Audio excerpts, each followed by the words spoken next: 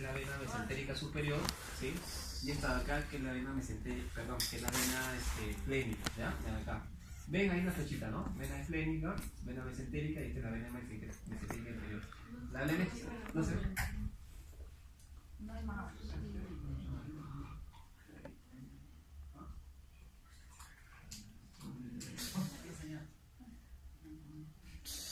Todo porque está en el Vía Médica. Como pendejo, ¿no? Sabe todo, pero... Es como te burlas. Es como te burlas. No, voy a abrir una compañera. ¿Ya la está? Una compañera. Ya, sí, sí. Ya, entonces, bien, tenemos entonces la vena porta, ¿ya? Y se forma, recuerden, por esta de acá que es el tronco, la vena mesentérica superior, la vena esplénica que va a traer sangre del vaso y la vena mesentérica inferior, ¿ya? Entonces recuerden que la formación de la vena porta va a estar dada por la vena mesentérica superior y la vena esplénica. La vena porta tiene la particularidad que va a darle el 80% de oxígeno al hígado, ¿no? Porque un 20% lo va a dar la arteria hepática. Entonces quiere decir, para empezar, que el hígado tiene doble irrigación, ¿no? Una irrigación es a través de la vena porta, 80%, y un 20% a través de la arteria hepática, que es el 20%, ¿ya? Entonces, la presión portal en el hombre es alrededor de 7 milímetros de mercurio, ¿ya? El problema está de que poder medir la presión en ese punto donde hemos visto es un poquito complicado, porque en vivo es difícil hacerlo. Entonces lo que vamos a ver para hablar de hipertensión portal generalmente es el llamado gradiente de presión venosa hepática, ¿ya? El gradiente de presión venosa hepática, que lo vamos a explicar de qué se trata después, pero por ahora sepan que la presión dentro de la vena porta es de 7 milímetros de mercurio, y cuando hablamos de gradiente, hablamos de hipertensión portal cuando tenemos un gradiente mayor a 5 milímetros de mercurio, ¿ya? Quiere decir que todos nosotros, probablemente, si no tenemos cirrosis, nuestro gradiente está entre 1 y 5. Más de 5 y hablamos de hipertensión portal, ¿ya? Muy bien. Entonces, el flujo sanguíneo portal es alrededor de 1000 a 1200 milímetros por minuto. La vena porta, ya lo dijimos, contribuye con el 72% a 80% al aporte de oxígeno al hígado. Durante la digestión, la diferencia de oxígeno arterio-portal aumenta debido al incremento del consumo intestinal. No existe un patrón constante en la distribución del flujo portal al hígado, ¿ya? Lo que estamos viendo en esta imagen es más o menos cómo se va a formar, digamos, o qué clase de hipertensión portal tenemos. Entonces tenemos dentro del hígado, vamos a hablar de hipertensión portal de tipo hepática, ¿ya? Que se puede dividir en prehepática, que está previo al sinusoide, hepática cuando está dentro del sinusoide, y poshepática, postsinusoidal cuando está fuera del sinusoide. Y ya hacia la vena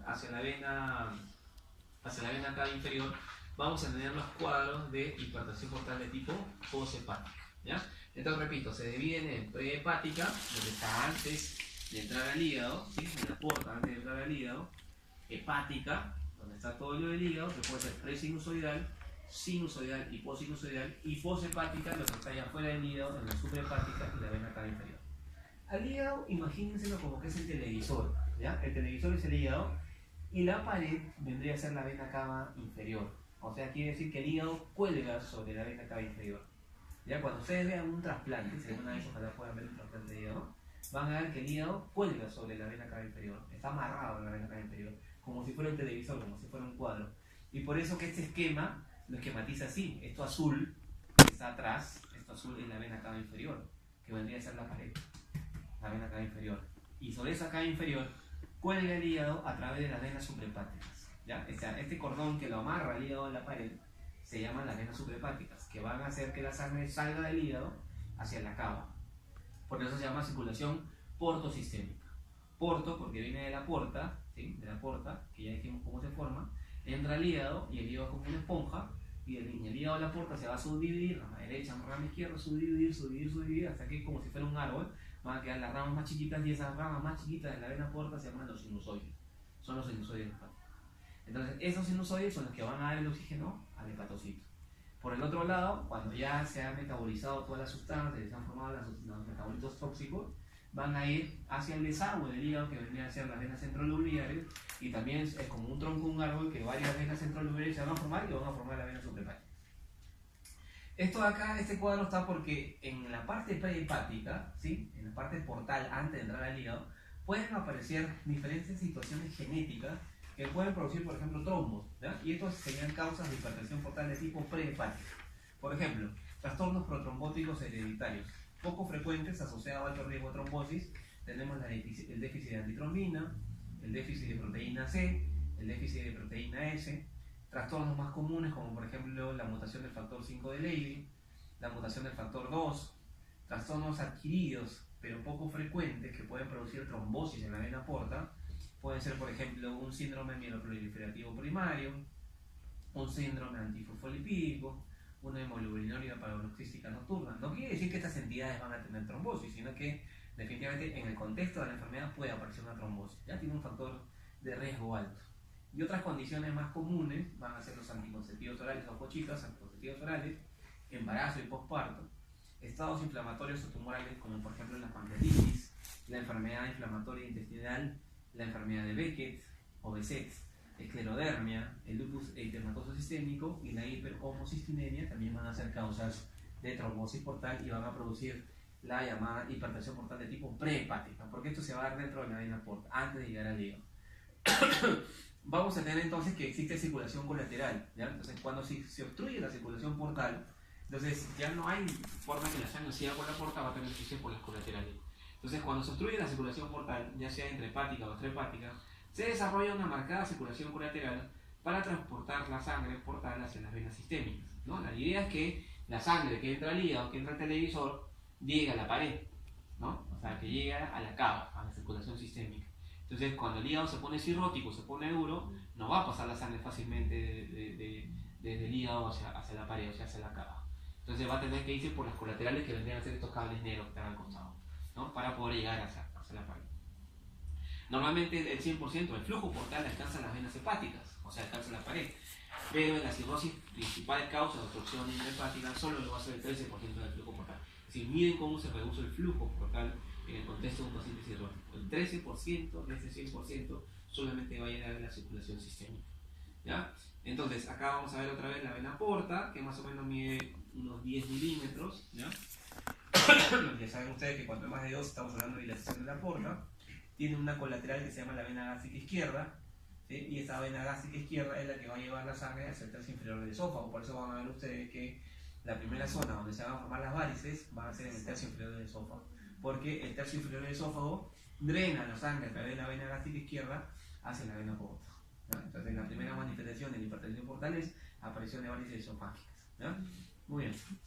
Entonces esta circulación portal, circulación colateral, perdón, se va a dar a 3 niveles, ¿ya? O sea, 3 niveles va a tratar, como ya no se puede pasar la sangre por la puerta principal, que era la porta de entrada al hígado y llegar a la vena cava inferior, va a tener que irse por otros lados, pero la forma que tiene que llegar a todas maneras es la circulación sistémica de la sangre. Entonces, un grupo donde puede pasar eso es en el grupo 1, que es el epitelio protector unido al absortivo, que se va a producir en el cardias del estómago y también a nivel anal, a través de las venas hemorroidales. El otro grupo, o la otra zona donde va a pasar esto, va a ser en el grupo 2, que es en el ligamento falciforme, a través de las venas umbilicales. Y eso lo van a ver ustedes como la circulación colateral que se ve en la cabeza de Medusa. Y el otro grupo 3 es órganos abdominales en contacto con tejidos retroperitoneales o adheridos a la pared abdominal, que eso se va a dar a nivel del diafragma, ¿ya?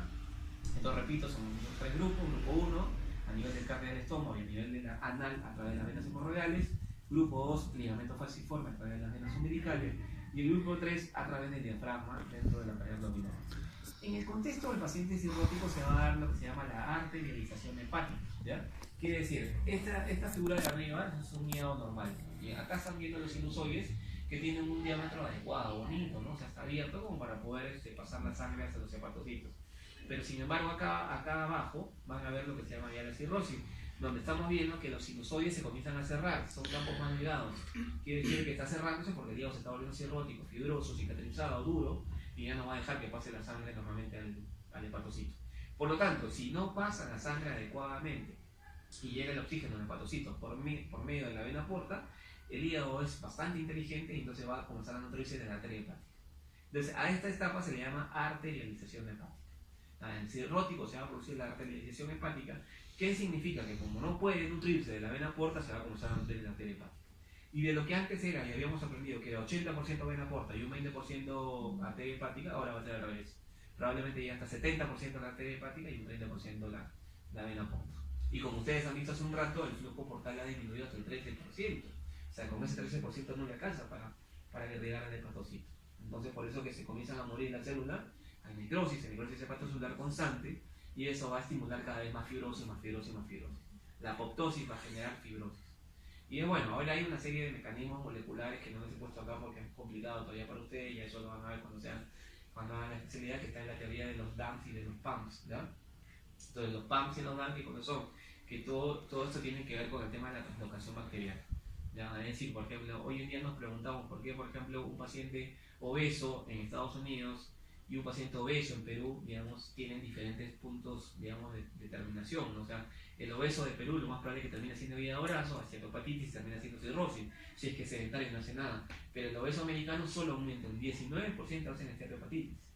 Entonces se cree que la teoría está justamente por el tema de la translocación bacteriana y la disbiosis, o sea, el sobrecrecimiento bacteriano. Lamentablemente nosotros tenemos una alimentación que no es la ideal, que está basada en una alimentación hipercalórica, llena de harinas, ¿no? Digamos, glúcidos de fácil absorción, y además que nos contaminamos mucho porque generalmente comemos afuera y hay bacterias y hay parásitos y todo. Entonces eso hace de que haya un disturbio, digamos, de la flora bacteriana. Y además, en el contexto del paciente que ya tiene hígado graso, va a haber una translocación aumentada, y eso mete las bacterias en la circulación general, y eso hace que se formen los DAMs y los PAMs, que son simplemente moléculas o patrones moleculares derivados de estas bacterias. Y los DAM son factores moleculares también derivados del daño propio del hígado, ¿ya? De la necrosis hepática. Entonces, estos DAM y estos PAM se han demostrado que son los que van a estimular más la formación de fibrosis. Por eso que ahí podemos entender ya que el gordo peruano haga más esteatohepatitis que el gordo americano. Porque el gordo americano come bastante, pero su dieta está más que todo a través de proteínas y grasas, no tanto de carbohidratos, ni obviamente va a tener el sobrecrecimiento bacteriano que se haya acá. No podría ser la explicación que se da por qué uno va a hacer la cirrosis y el otro no. Muy bien. Entonces, hipertensión portal. Hipertensión portal, entonces es presión sinusoidal corregida superior a 5 milímetros de mercurio, que es lo que acabamos de decir, que es la diferencial entre la presión sinusoidal y la presión libre, o la presión que está dentro de la cava, ¿ya? Entonces, ¿cómo mido el gradiente de presión? Porque yo le dije que la presión portal es de 7 milímetros de mercurio, pero siempre y cuando yo mire y meto una aguja en la vena porta, pero eso no lo puedo hacer con 10 riesgo la vida. Entonces lo que hago es meter unos catéteres que van a entrar por la vena central, ¿sí? Llegan a la aurícula, de la aurícula pasan a la vena que hay inferior que venía hacia la pared, y se meten a la suprahepática, que era la que colgaba el hígado, y de la suprahepática llegan hasta el sinusoidal. O sea, ese catéter va a bajar hasta meterse al hígado y a llegar al sinusoide hepático. Entonces tiene como una especie de globo, y está obviamente eso en una computadora. Eso lo hace radiología intervencionista. Eso se llama hemodinámica hepática. Entonces la primera pregunta que le pueden hacer es cómo usted calcula el gradiente de presión venosa hepática a través de la hemodinámica hepática, que lo va a hacer el radiólogo intervencionista. Metiendo un catéter central, mete el catéter, tiene un balón, eso está conectado a una computadora, y va a avanzar, lo más que pueda, avanzar, hasta que se mete a la cava, de la cava se mete a la suprahepática, se mete al televisor, que es el hígado, y del televisor se va a meter hasta el sinusoide. Y ahí en el sinusoide ya no va a poder avanzar más porque ya no hay más camino. Entonces ahí toma la primera presión, que es la presión sinusoidal, ¿ya? También es denominada presión en cuño, presión wedge. A esa presión sinusoidal, la primera, yo retiro mi catéter y me voy a ubicar mi catéter ya en la pared, que vendría a ser la vena acá inferior. Entonces esa segunda presión se llama presión libre, ¿ya? Entonces no está escrito ahí, lo repito, es presión sinusoidal menos presión libre, a eso se le conoce como gradiente de presión venosa hepática. Ya, repito, presión sinusoidal menos presión libre, a eso se conoce como gradiente de presión venosa hepática. El gradiente de presión venosa hepática, repito, tiene que ser menor de 5. Mayor de 5 hablamos de hipertensión portal, ¿ya? Pero cuando ese gradiente sobrepasa el nivel de 10 milímetros de mercurio, ya no solamente va a haber hipertensión portal, sino van a aparecer una serie de manifestaciones clínicas en el paciente cirrótico. Ustedes habrán escuchado hablar que no es lo mismo hablar de un cirrótico que está compensado, ¿ya? que no tienen ningún síntoma, porque normalmente el paciente cirrótico, que recién usted lo analiza en un primer momento, el paciente cirrótico no tiene ninguna manifestación clínica, no te das cuenta, y es más, se siente bien. El paciente no dice nada, se siente bien. Entonces, el cirrótico que está en esa etapa probablemente esté entre 5 y 10 milímetros de mercurio. Pero ya cuando pasan los 10 milímetros de mercurio van a aparecer estas cosas, que son la aparición de varices de esófago gástrica, en el esófago y esófago, asitis, encefalopatía hepática, hiperesplenismo y también la bacteremia y la alteración en el metabolismo hepático. ¿Ya? Miren todas las manifestaciones que se van a dar simplemente por tener un gradiente mayor a 10. Quiere decir, por lo tanto, que el gradiente de presión venosa hepática es un factor predictivo. ¿Es un factor predictivo de qué? De mortalidad. Porque claro, porque cuando aparezca esto, el paciente lo más probable es que tenga mayor probabilidad de morirse, ¿no? Porque por un sangrado varicial, por un cuadro de asitis que se puede infectar, por una encefalopatía hepática, por un hiperesplenismo, por una bacteriemia y una alteración del metabolismo hepático. Entonces, recuerden ustedes que el gradiente, según la fórmula, el gradiente es flujo por resistencia, ¿no? Entonces, ¿cómo se imaginan ustedes que va a estar el flujo dentro del hígado? Porque, claro, el flujo que llevaba de sangre al hígado habíamos dicho que había disminuido, pero dentro del hígado ese flujo va a estar aumentado. O sea, el flujo aumentado intrahepático y la resistencia, como está cerrando el hígado, también va a estar cerrando. Entonces, va a haber dos factores: se eleva por aumento del flujo, un aumento de la resistencia o ambos. El factor inicial y más importante es el aumento de la resistencia al flujo portal, ¿no? Porque se está cerrando y es una pared que cada vez, digamos, impide que la sangre llegue desde la porta ¿cómo se llama? Hacia la cava. Entonces, la presión portal está determinada por dos factores: el flujo sanguíneo y la resistencia vascular, dependiendo de un factor anatómico, estructural e irreversible, que viene a ser obviamente el parénquima hepático, y de otro factor funcional dinámico irreversible que vienen a ser los miofibroblastos, ¿ya? Entonces, este aumento de resistencia tiene un factor anatómico por la dureza del hígado y un factor funcional porque hay unas células que se llamaban la célula de Ito y se acaban de transformar en verdaderos fibroblastos, se llaman los miofibroblastos, que se contraen y aumentan más todavía la resistencia, el cierre de esa vena o sinusoide. El factor funcional es importante porque se puede modificar por factores endógenos y por fármacos. Ya, o sea, esta vasoconstricción intrahepática que se va a dar a través de los miofibroblastos que están dentro del hígado se puede modificar por la medicación. Justamente de eso se trata el tratamiento, que ustedes no lo deben saber todavía, pero ya saben que están los beta bloqueantes. Los beta bloqueantes sirven para producir una contrarrespuesta a esa constricción que se está dando dentro de los vasos, ¿no? A través de los receptores beta 1 y beta 2, porque son ¿cómo se llama? Beta bloqueantes no selectivos, ¿no? O sea, actúan tanto a nivel de beta 1, receptor beta 1 y también receptor beta 2. Pero además, el determinante fundamental del componente dinámico es la menor síntesis de óxido nítrico. Y en el hígado va a haber menos óxido nítrico, y ustedes recuerden que el óxido nítrico produce vasodilatación, que existe en el hígado cirrótico. El segundo factor determinante de la presión portal es el incremento importante del flujo determinado por la vasodilatación esplácnica y sistémica. Entonces, más allá de eso, lo que está pasando la circulación esplácnica es todo lo que está alrededor del hígado, ¿ya? Entonces, lo que está pasando alrededor del hígado, por ejemplo, en la vena esplénica, en la vena mesentérica, ya no es tanto vasoconstricción. La vasoconstricción está dentro del hígado, pero a las afueras, en la circulación esplánica, hay vasodilatación. Y eso va a perpetuar mayor aumento del flujo de sangre hacia el hígado, en la parte interna. Y eso hace que aumente la presión portal. Entonces, vamos a tener tres cosas importantes en el paciente cirrótico. Una va a ser la vasoconstricción intrahepática, dentro del hígado está cerrado. Otro va a ser la vasodilatación esplásmica. Y el otro va a ser la vasodilatación sistémica. ¿Ya? Entonces repito, vasoconstricción intrahepática. Esto es pregunta de examen, ¿ya? De cajón. ¿Qué manifestaciones o qué cambios hemodinámicos se van a dar en el contexto de un paciente con hipertensión portal? Son de vasoconstricción intrahepática, vasodilatación esplásmica y vasodilatación sistémica. Es importante saberlo porque después, cuando ustedes estén ya en el quinto año, van a aprender por qué ese tratamiento para cada una de estas fases, ¿ya? Se da tratamiento para la vasoconstricción intrahepática, se da tratamiento para la vasodilatación sistémica y vasodilatación esplácnica también. La importancia de la óxido nítrico sintetasa endotelial vascular en el hígado cirrótico es una deficiencia en la producción de óxido nítrico, lo hemos dicho, se asocia con un deterioro de la respuesta vasodilatadora intrahepática a los agonistas del óxido nítrico.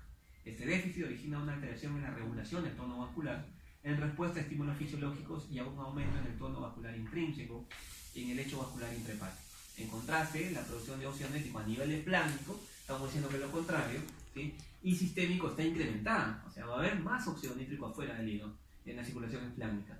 Y esto, digamos, origina una vasodilatación arterial y una respuesta vascular disminuida a la vasoconstricción. Esta excesiva producción de óxido nítrico en la parte esplánica y vasodilatación arterial juegan un rol central en la circulación hiperdinámica de los pacientes hepáticos. ¿Ya? Entonces, empezamos por el gradiente. El gradiente de presión hepática marca simplemente el punto de inflexión donde van allá a aparecer las manifestaciones clínicas de la cirrosis descompensada, porque hasta que el gradiente era menor de 10 era una cirrosis compensada. Del gradiente mayor a 10 ya hablamos de cirrosis descompensada y hablamos de una entidad que se llama hipertensión portal clínicamente significativa, porque se van a ver los hallazgos clínicos en el paciente. Y en este contexto tenemos que hay vasoconstricción intrahepática, vasodilatación esplánica y vasodilatación sistémica. Y mientras más se va perpetuando esta vasodilatación sistémica, el paciente cirrótico va así. ¿Ya? Entonces, ¿qué puede aparecer, por ejemplo, después? Ya aparecía la citis con gradiente de 10 y ya va aumentando la vasodilatación sistémica, va a aparecer no solamente la citis, sino la PB, por ejemplo, que es la pericarditis bacteriana espontánea. Si sigue avanzando, ya no va a aparecer solamente eso, sino va a aparecer el daño renal, síndrome hepatorrenal o inclusive el ACIN, que hoy en día lo denominamos el acute kidney injury, ¿ya? Que es la injuria renal aguda. Va avanzando esto y ya tenemos el estadio 5 de la enfermedad, donde va a haber una sepsis severa, una translocación bacteriana severa, y ya vienen los PAM, los DAM y todo esto por mecanismos moleculares que ya son un poco más complicados a través de los toll-like receptors tipo 4, que van a perpetuar cada vez más la fibrosis y van a terminar que el paciente obviamente llega a un estadio que se va a morir, porque ya no solamente va a ser la alteración hemodinámica, sino también la función hepática, porque cada vez está llegando menos oxígeno al hígado a través del sinusoide. Entonces está haciendo un desastre. Entonces recuerden ustedes que prácticamente el pronóstico en el contexto de un paciente cirrótico descompensado va a ser de la severidad de esa vasodilatación esplánica y sistémica. Mientras más severa sea la vasodilatación, más severo va a ser el problema del hígado. Entonces nosotros por eso tenemos que dar vasoconstrictores esplánicos. ¿Ya? Por eso damos vasoconstrictores esplánicos. Van a ver que en diferentes entidades se usan vasoconstrictores esplánicos, como por ejemplo el eutiotride, la terlipresina, que se lo vamos a estudiar después. Son excelentes vasoconstrictores esplánicos que van a ayudar justamente a luchar contra esta vasodilatación sistémica. El problema está de que no se sabe por qué el cirrótico responde cada vez menos a esta respuesta de estos medicamentos. Cada vez tiene menos sensibilidad. Y ahí es donde se va acabando pues, el problema. Ya no tiene nada que hacer. El paciente no va a probable que llegue a trasplante. Una vez que el paciente está descompensado, o sea que tiene un gradiente mayor a 10, yo ya debo pensar en el trasplante hepático. No debo esperar que el paciente le llegue a un estadio final. No solamente va a aparecer eso, va a aparecer el síndrome hepatopulmonar, el síndrome portopulmonar, el hidrotórax hepático y todas las complicaciones que ustedes han leído sobre la cirrosis. Bueno, esto lo vamos a pasar de lado porque ya es un poco complicado. En la producción disminuida del óxido nítrico ya lo sabemos, ¿sí? Acá simplemente vamos a hablar cómo se produce la hipertensión portal como resumen, porque va a haber un aumento del flujo portal, ¿sí?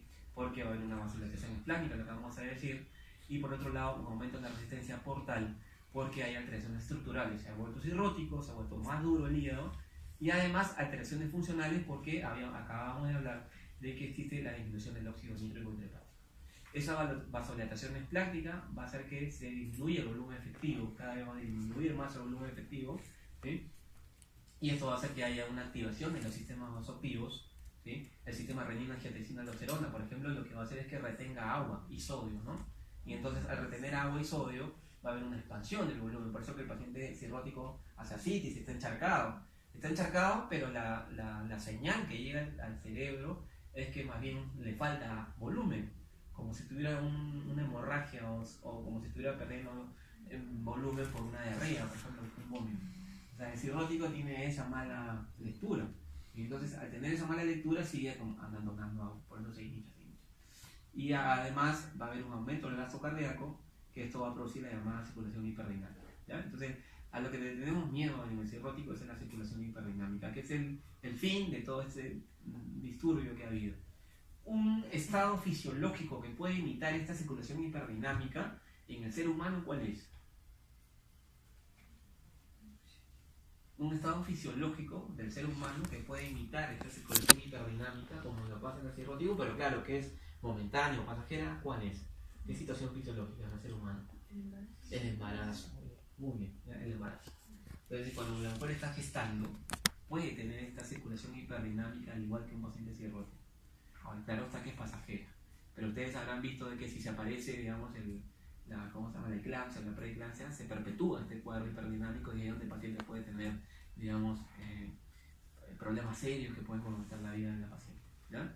Muy bien, entonces la fisiopatología lo dijimos, ¿ya? Este hecho hay una vasodilatación externamente sistémica provocada por la disminución de la resistencia vascular y produce un descenso de la presión arterial media. Por eso van a ver que los pacientes cirróticos presentan presiones arteriales bajas, ¿ya? Generalmente tienen 80-60 y uno se preocupa pensando que está chocado y está dentro del contexto de un paciente cirrótico, manejan presiones bajas. ¿Por qué? Porque tiene vasodilatación sistémica.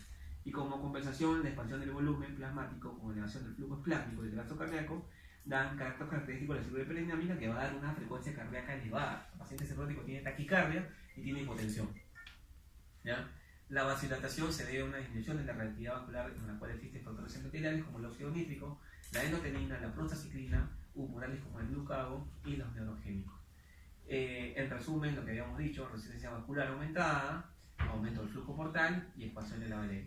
¿Cómo voy a luchar contra estos problemas? Para la resistencia vascular, vasodilatadores; para el flujo portal, vasoconstrictores; para la expansión de la valera, diuréticos. Habrán escuchado que al cirrótico también se le da espironolactona y furosemida en el contexto de la citis, justamente por este problema de la expansión de volumen. Hay que botar el volumen. Muy bien. Y dentro de la circulación hiperdinámica tenemos varios factores como los tromboembolales, sustancias paracrinas, circulación colateral, insuficiencia hepatocelular y la hipervolemia. Aquí estamos hablando, y eso lo vamos a pasar de largo porque es el tema del óxido nítrico, la prostaciclina que también apoya en este proceso. Este es un servicio de hemodinámica hepática.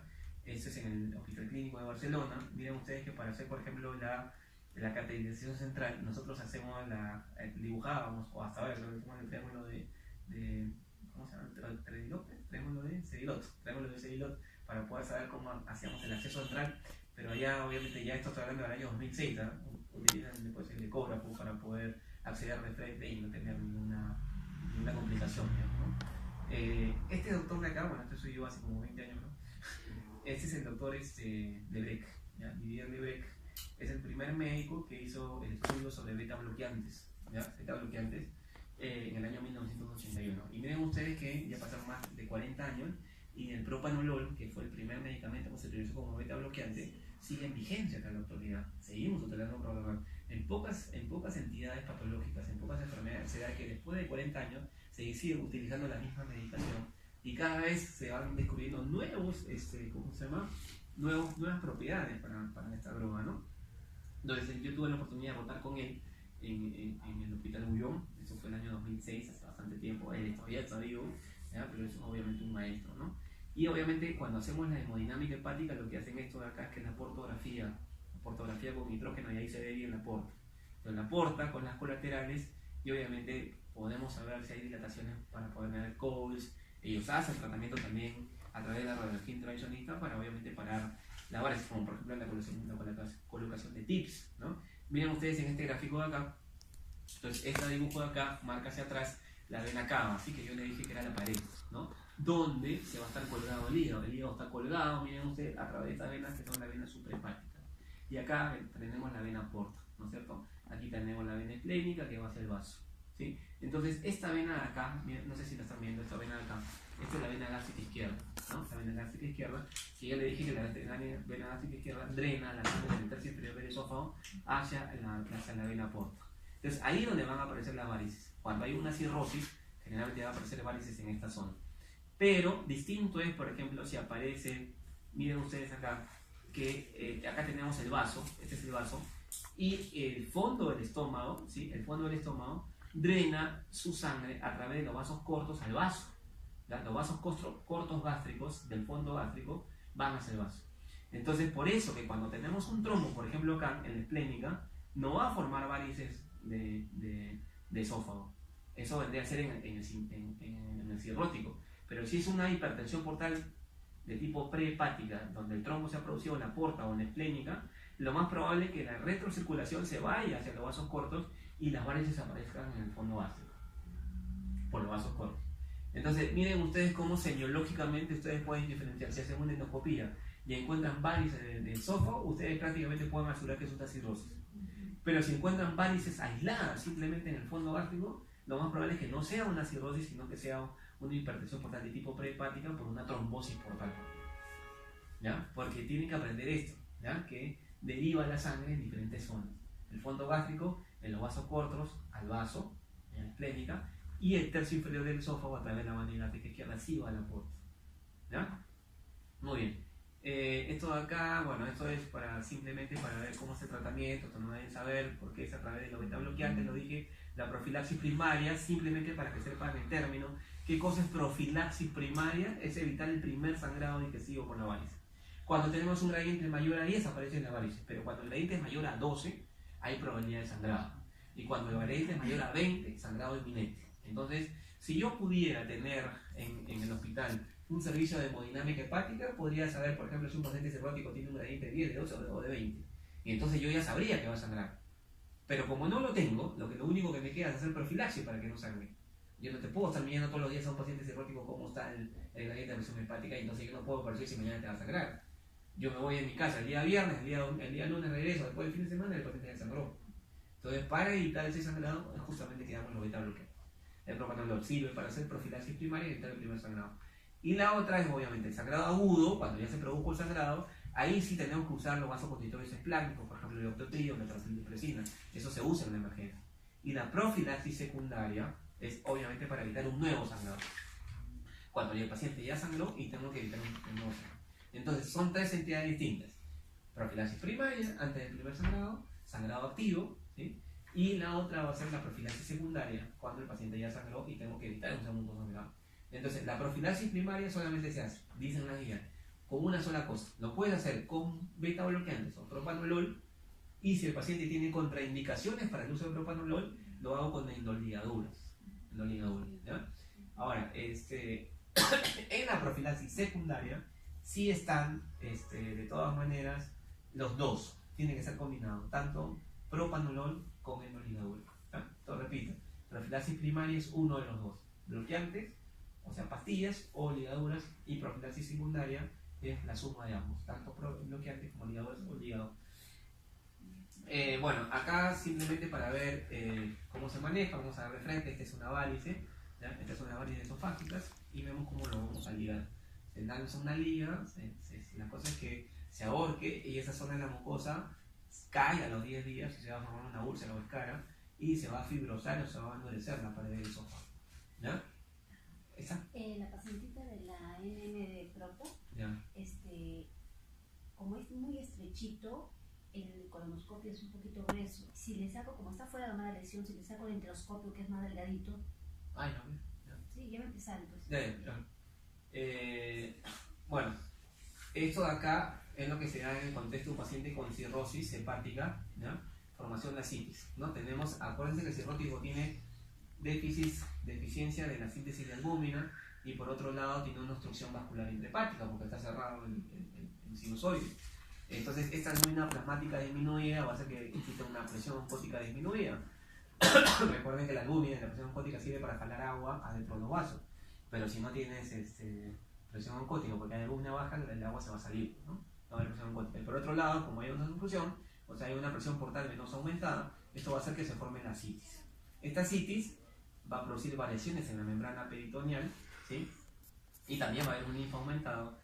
Esto va a hacer además que haya un volumen plasmático efectivo disminuido, lo dijimos ya en el contexto de la vasodilatación esplásmica. Además va a haber receptores de volumen aumentado, esto va a hacer que se encharque el paciente, que va a jalar cada vez más líquidos. La prostaglandina renal va a estar disminuida y va a haber una reabsorción de agua y sodio, con lo que lleva obviamente pues, esa formación más de ascitis, ¿no? Sodio urinario disminuido. Y en esta zona de acá, que el sistema renina-angiotensina-aldosterona es donde actúa la espironolactona, que es un diurético por excelencia que se usa en los pacientes cirróticos para evitar que te siga reteniendo agua. Entonces evita este sistema renina-angiotensina-aldosterona, lo corta y entonces el paciente comienza a orinar.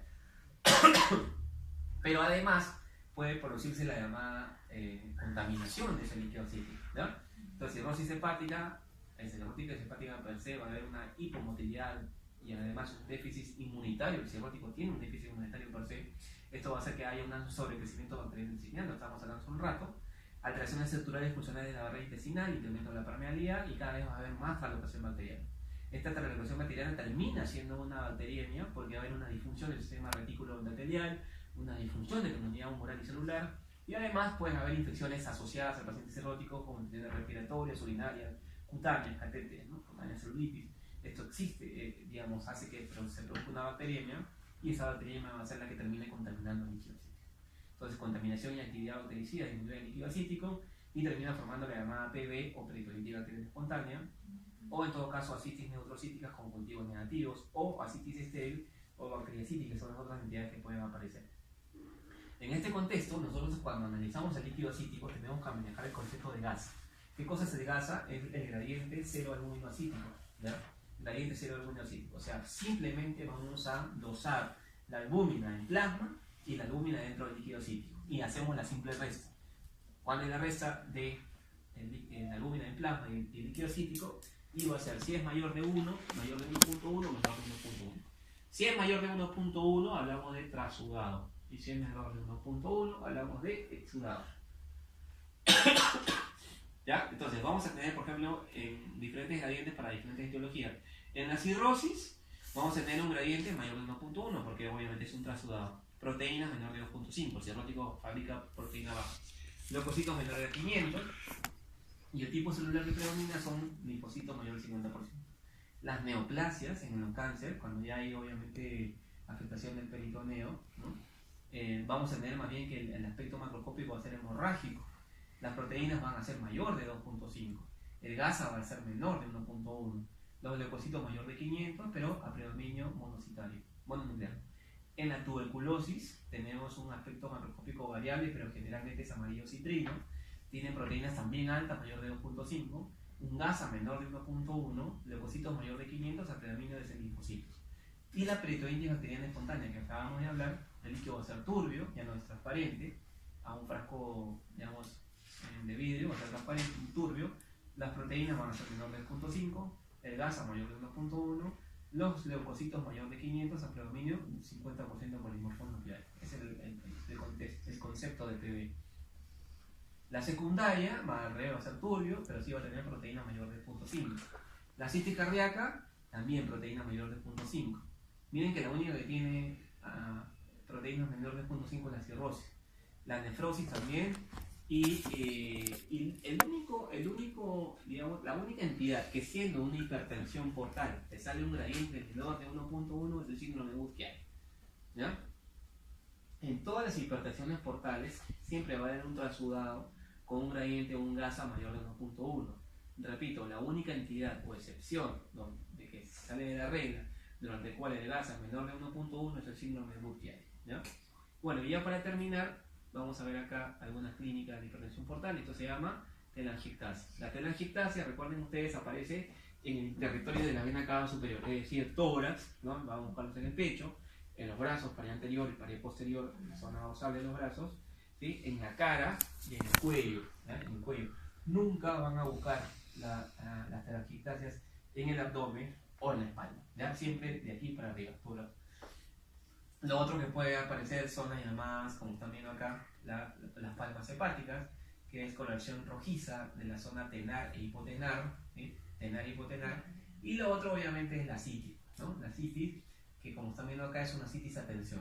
La citis puede, digamos, dividirse en la citis leve, moderada o severa. La leve es la que solamente se va a ver a la ecografía, ¿no? O sea, en la llamamos ecografía. La moderada es cuando ustedes ya hacen el examen físico y encuentran el signo de la matinez desplazable, ¿no es cierto? Eso lo van a ver ya. Y la tensión es la que están viendo acá, es la llamada citis batracial, parece ya un sapo, pues una rana, ¿no? Una barriga recontra grande, ¿no? Citis batracial. Y además, otro hallazgo de la hipertensión portal es la circulación colateral, ¿no? No lo he dibujado acá, pero recuerden que la circulación colateral o cabeza de medusa parte del ombligo hacia afuera. Eso se llama circulación colateral de tipo centrífuga, del ombligo para afuera, centrífuga. Cuando aparece circulación colateral en los flancos, de tipo centrípeta, en los flancos, yo debo pensar más bien en hipertensión portal de tipo prehepática. ¿Ya? Que vaya entrando. ¿Ya? Entonces miren cómo se diferencia. Listo, muchachos, entonces vamos a terminar acá. Y más bien vamos a ir poniendo el de ustedes. Ya van colocando su USB.